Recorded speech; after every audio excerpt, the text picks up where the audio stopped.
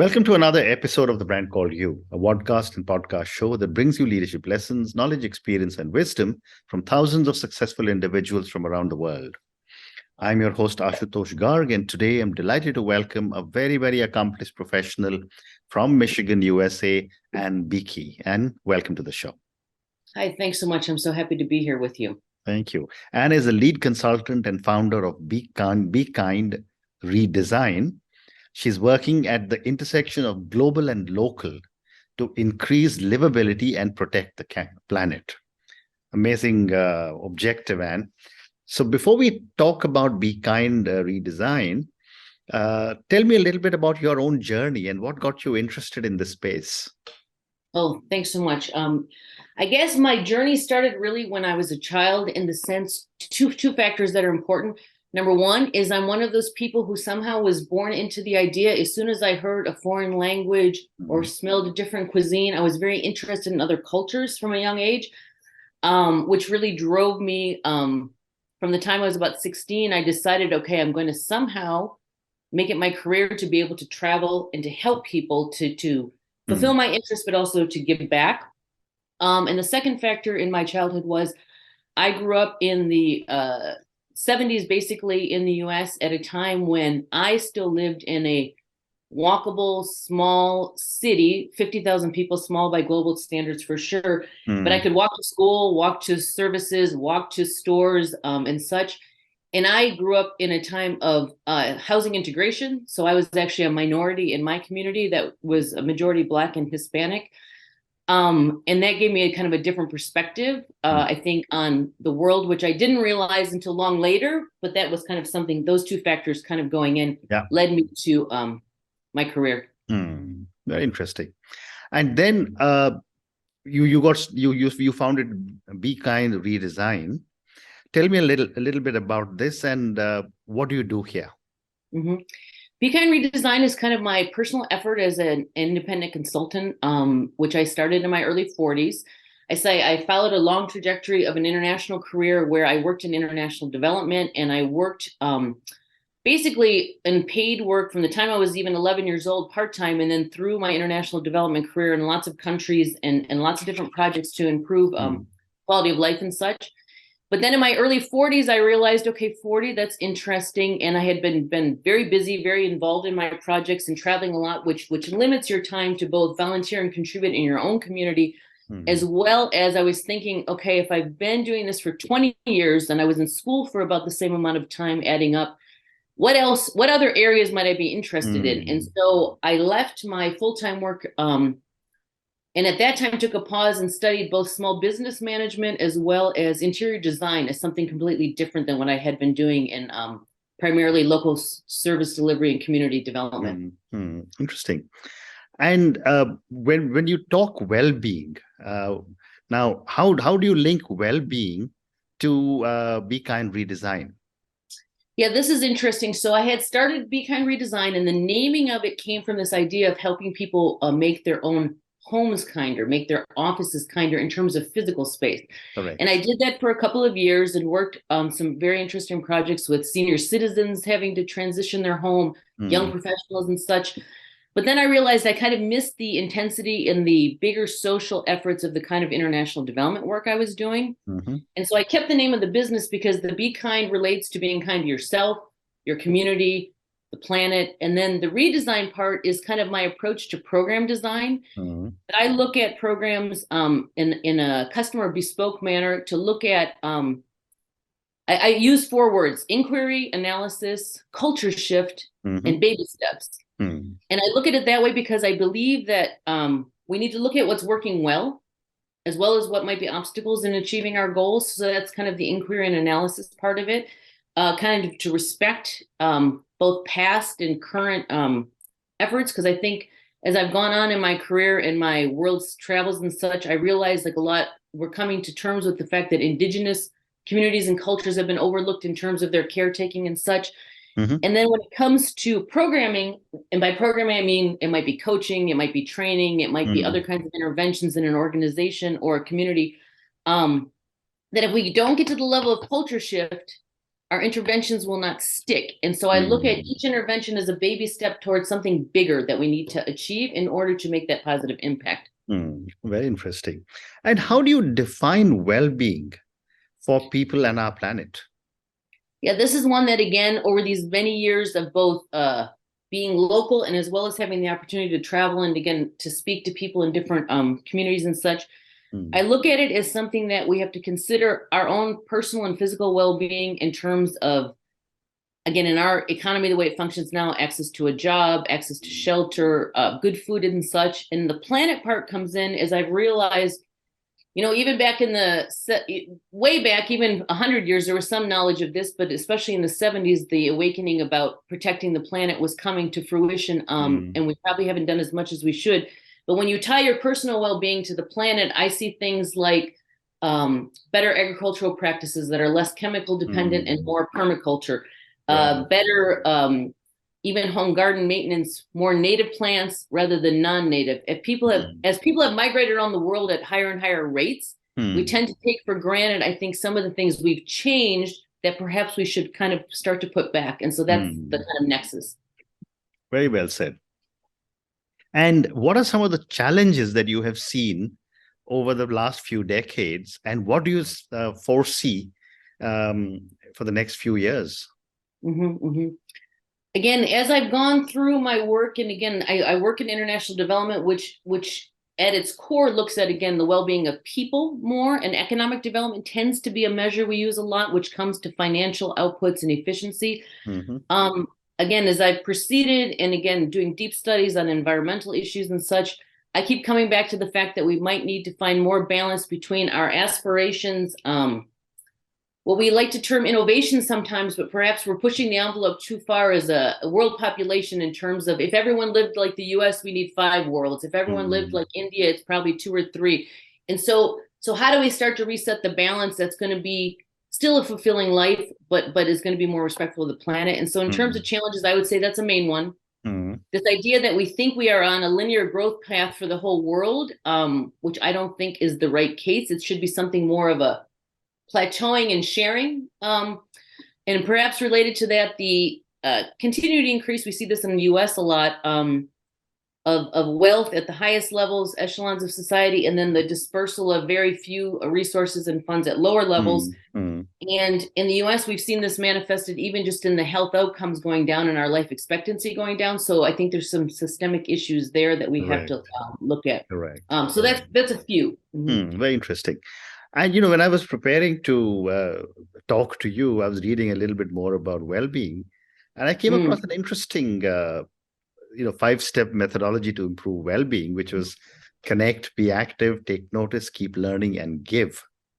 And this is not my own words. This is something I picked up from someone in the net.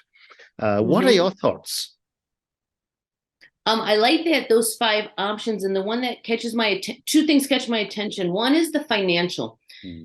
I've really been struggling with recently. Again, I started out studying anthropology and sociology and looking at the kind of basic communities. And again, I say full arc, looking at indigenous cultures today. And I feel like the financial measures are leaving us in problematic areas. And you could even say that in some ways, poverty is a social construct. Even in the 1950s, you would find communities in Poland that were self-sufficient.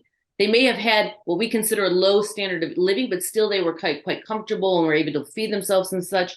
And so the financial, rather than incorporating, again, happiness measures have emerged, for example. And I think that's a thing we have to think about more as we go forward. And we see a lot of people in intense businesses, as you perhaps or myself, traveling and in big companies and such, see that we might need to step back. And so what does that mean for our well-being? And then the other one about giving, I think, is interesting, and maybe reflects a little bit of my journey in terms of why I switched to Be Kind Redesign and independent consulting, is when I traveled, I didn't have time to volunteer in my community. And so since I stopped being a full-time person in that kind of business where I traveled all the time, I currently serve on my local planning commission as a volunteer.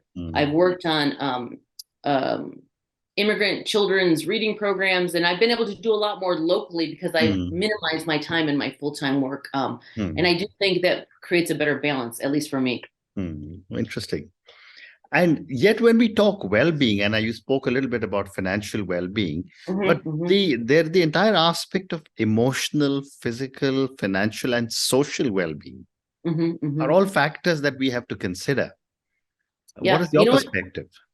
What's interesting about that, and another thing that I've come to, so again, we have the big climate summit is going on right now in Egypt, and I again look at what do I learn from my global lessons and how do I apply that locally? And something that I've come back to again and again at the local level, again based on partially my personal experience and also living in various communities, simple things like walkability, being able to walk in your own community where you greet people and you see them on a regular basis, but it feels safe and comfortable in the US at least. And I think in other communities, highways and fast driving and roads take over so much space that we kind of lose some of that basic social well-being, which I think comes from, again, what I would call even accidental daily contact with people, which is a supplement to our personal, again, family and close friends and that sort of thing. And then again, I think the volunteering plays a part. And the other thing I was thinking about recently, which I haven't explored deeply,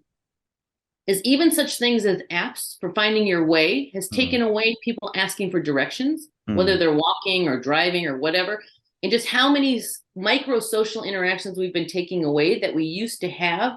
And I just wonder sometimes how that impacts people's well-being. Interesting. My next question to you, Anne, is how do we measure well-being? Because, it's often said that whatever you measure gets done, So I'd love to get your perspective. Yeah. Again, I think on the measurement, it's very interesting. And I, first thing, I think some of, as I mentioned a little bit earlier, is these kinds of things that emerge as a happiness index, or I think the social determinants of health, perhaps looking at in the US now, we're diving in a lot on what former redlining and discrimination has done to people's health outcomes, but where we isolate people in communities and such. And so those kinds of measures most definitely, I think, paint an important picture where we can then think about how to readjust. And so I think of well-being as, again, the health, the peace of mind type aspect, some of the things you mentioned, quite frankly, there. And again, I look towards some of these happiness indexes or supplementing the financial with, again, the health, the mental health, et cetera, so that we combine those measures and not just think, again, it's a tendency in the US to think, oh, if we're growing, it must be getting better. But is growth always exactly attached to getting better? And I appreciate some of the work, for example, in Scandinavian countries where, or even France, where looking across the board of helping people be employed, they cut back hours so other people can come into the workplace or give you an option to work part-time. Whereas in the US, we're very much, and you're familiar with this, if you've worked in international companies, of course, it's kind of an all or nothing. You're all in and you're 200%, or somehow then you're out, and then and so I think there must be a happy medium where people would feel a little bit better. And the one other comment I want to make, I do believe in measurement and I like it. I come out of a more of a qualitative research background myself. And one thing that I've found, and I feel like I should write something about, is I feel like we're in a measurement and an innovation and efficiency trap sometimes. Like with my own peers here in the city and some of the colleagues I work with at the city level, I will say that we need to increase walkability. So therefore we have to look at the crossings and we have to look at like sidewalk widths, very basic things. Correct. And they'll say, but we don't have a baseline for who's walking now.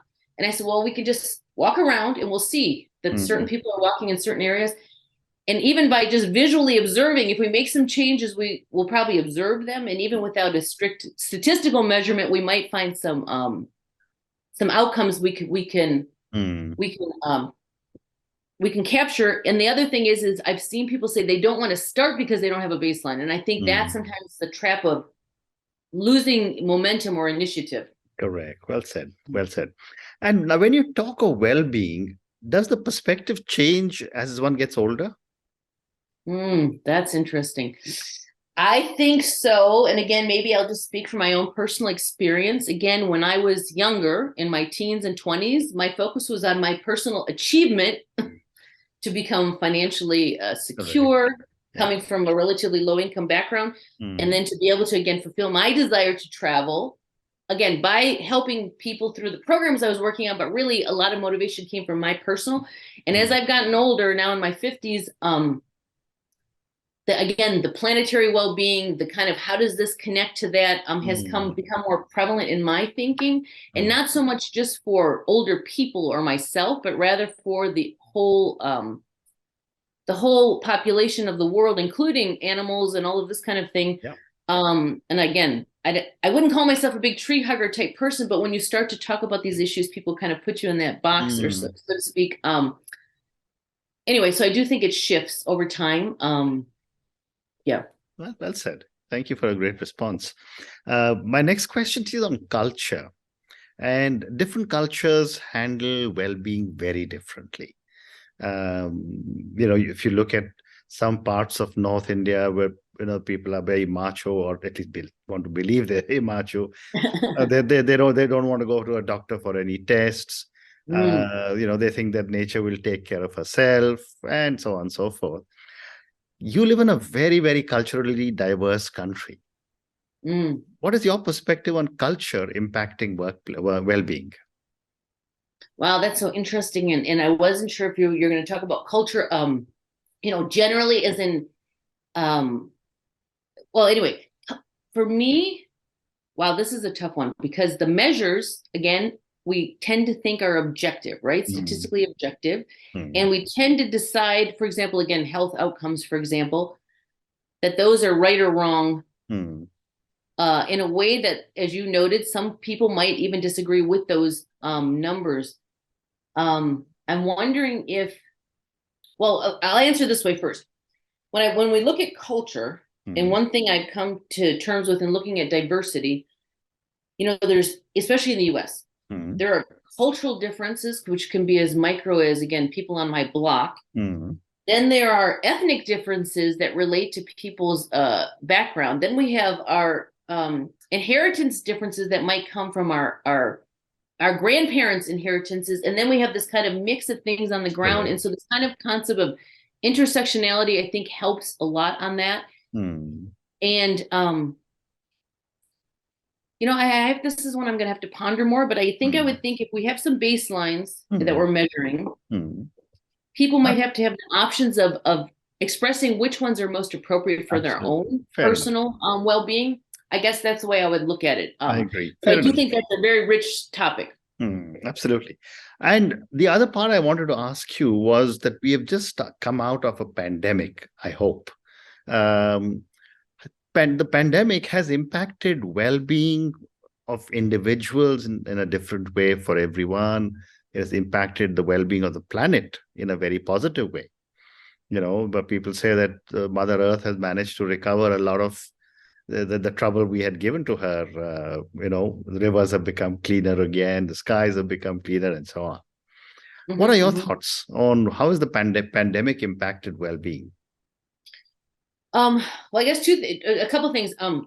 First, unfortunately, it's not over according to the World Health Organization. So we're still muddling through all of that as people kind of want to move past, and then the challenges of what do we do with it since it's still ongoing. I think a big learning from it is about, again, I'll speak more from the US perspective, again, from our public well-being and, again, healthcare perspective. We have had in the past in the US, maybe in the 60s and 70s, and again, I remember this even in my childhood, more robust public health clinics and communities and nurses that would visit homes, whereas those kind of got disassembled in the desire to privatize more things, again, seeking efficiency and such. But then when we come to a pandemic, now we have let's say we have 10% of what we had in the 1970s or some, I'm not sure what the ratio is. And so I think a rethinking of how, again, services that support well-being are distributed is something that's coming out of it. And in terms of Mother Earth, I absolutely agree. What a wonderful lesson when people stop driving and flying. Again, my biggest global footprint is definitely probably airline fuel that I've used over the years. We saw it. We know it can happen. It was a pause. But to my point about baby steps versus a culture shift, we didn't make the culture shift. We saw a forced baby step. If we put it all down for a couple days or a couple weeks or months, wow, what a difference. But once we ramp back up, we didn't make the culture shift that I think is going to help the earth on a longer basis. We've seen some glimmers of hope in terms of places like Europe saying they're trying to force train use over plane use for short trips, for Mm-hmm. example, or again, in the US, cities which have closed streets and have left them now as cafe spaces. So we've seen some baby steps take hold, but the culture shift of what that taught us, I think, is not yet Not set. yet there. I agree with you. I agree. Lot more work has to be done in this area. Yes, yes. And a lot of shift in our what we think and do on a daily basis. Again, some of them simple. Again, walking more, better insulation in our homes, etc. Some of them are huge. And I think somehow people have to feel engaged in those small steps to help on that path. I agree. I have time for two more questions. My next question is well-being at the workplace. I wanted to get your thoughts on what can organizations do to improve and support well-being in the workplace. I guess going a little bit back to the issue on culture, we should never assume one person's well-being is another person's well-being. And so whether there's a menu of choices of options, longer vacations versus only working 4 days a week, maybe that's something that could be integrated on a fair basis. I personally like a lot of transparency and options and transparency and pay, et cetera, which I think helps people understand better. But I think that's a really big one. Not assuming what helps your well-being helps another person's well-being is very important. Again, I mentioned a few of the Northern European and Scandinavian examples that I like, again, especially from a big company office basis. And those are places where, again, you have universal healthcare and some universal basic income as their social network. So they have more flexibility in how they do these things. But again, providing people the option, if they have a child, they can stay home for a year and they don't lose their job. Or if they go to part-time, they stay at their same status at their job and then they can pick it up. These are things like in the US that we still don't find commonly. Maybe they'll be in specific companies. And then from a global perspective, in both organizations and from a community level, I think recognizing that for our city, community, social well-being, those workers that are low paid also deserve livable wages, reasonable accommodations, clean water, and really how we in a society globally that does have the means and capacity to figure out how to distribute in the world. Since we rely on wages as a means to get goods, this is the economic system we're in, people need a way to get wages. And if there aren't enough jobs, how do they get wages to survive? I think that's a global issue that we need to tackle. Again, we see it in the US as we have more animation and automation through robots and such. And there literally are not a lot of jobs. Like, what's that going to mean? And then for the people who do the jobs that cannot be animated, whether it's taking care of our seniors or cleaning the streets, or again, there's a lot of low-level healthcare, cleaning hospitals. How do we make those jobs feel well supported and well enough paid, and the well-being of those people are good, because we need them desperately, as the pandemic taught us. And so to treat them as second or third class citizens in any case probably isn't going to help any of us in the long run. Well said. And my last question to you, Ann, and this is for the many, many people who will listen to our conversation. Based on your amazing journey and your deep understanding of well-being, what would you say are 3 lessons or 3 learnings you would want our viewers and listeners to take away? Let's see. I think the first one I would say, and again, thinking about the intersection of your personal well-being and your personal perspective and in the well-being of the planet, whether you're starting out or whether you're already in your career, not listening so much to the social cues, although they're important, but what are the cues from your own internal self? Do you prefer a lot of quiet time?